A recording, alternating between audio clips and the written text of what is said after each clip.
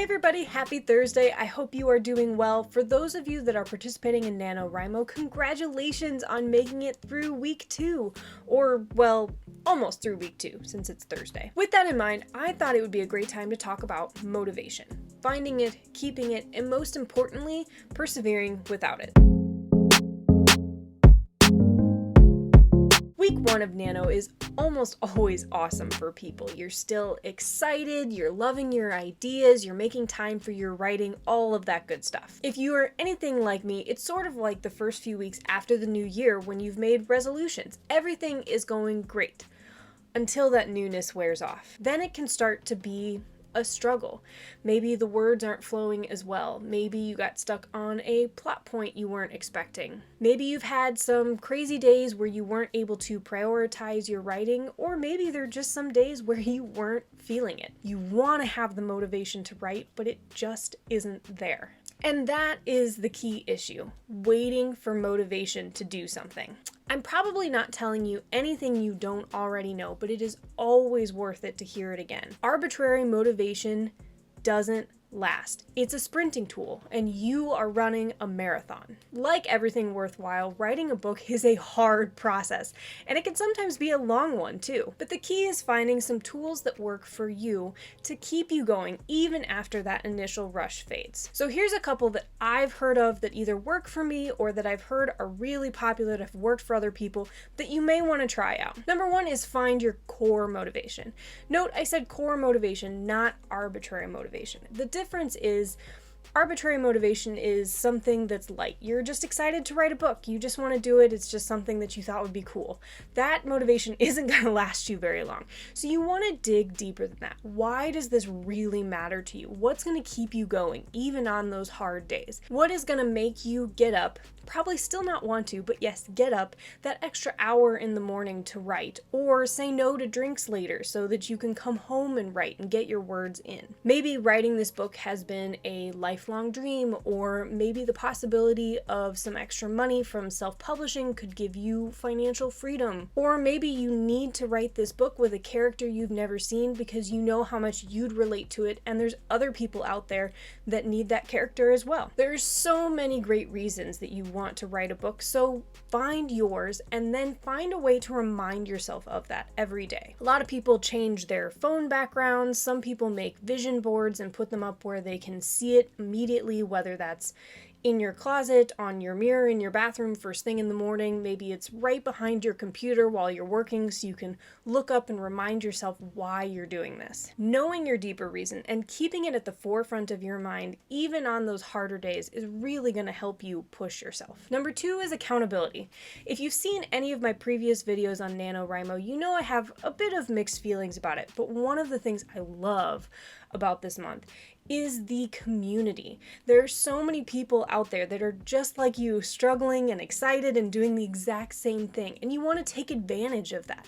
Find people that you can talk to about your word counts, about your struggles, everything like that you can talk to and see how they wrote today and how much you wrote today. Keep yourself accountable. If you know someone's waiting to hear from you to find out how many words you wrote today, you are much more likely, or at least maybe I should speak for myself, I am much more likely to do what I need to do to make sure I have something to say. So that accountability really helps. And there's such a phenomenal community out there for NaNoWriMo and just writing in general that you can join to make sure, even if there isn't anybody in your immediate family or friend group that maybe can do that for you, there's other people out there to really help you have that in your life. Number 3 is take a break.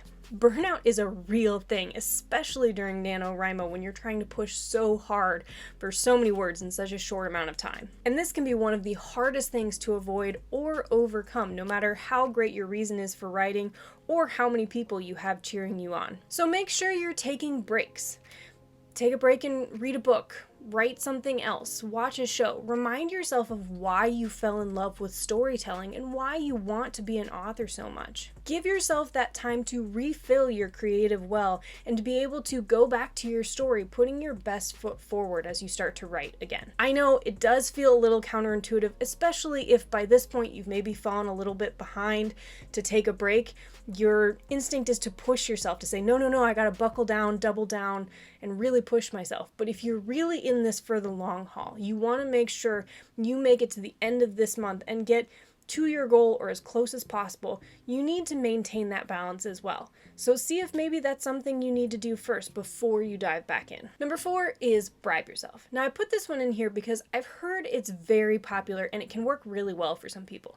It's never really worked for me. I totally cheat. But I did meet an author once that this actually worked phenomenally well for her. She went out and bought a variety of different rewards for herself, whether it was a book, a bottle of her favorite wine, chocolates, anything like that. And she wrapped them up and she wrote on the front what her goal was, whether it was so many words or number of chapters or what have you. And she wasn't able to open that reward until she met that goal. I love this, and I love it for 2 reasons. One is because it's a physical manifestation of that goal, of being able to see something that you want to reach and being able to unwrap it and enjoy it. And number 2 is then having that goal, something that you enjoy, again, a bottle of wine or a book or something like that, also encourages you to jump back to number 3 and take a break. So these 2 sort of work in tandem, and I kind of love it.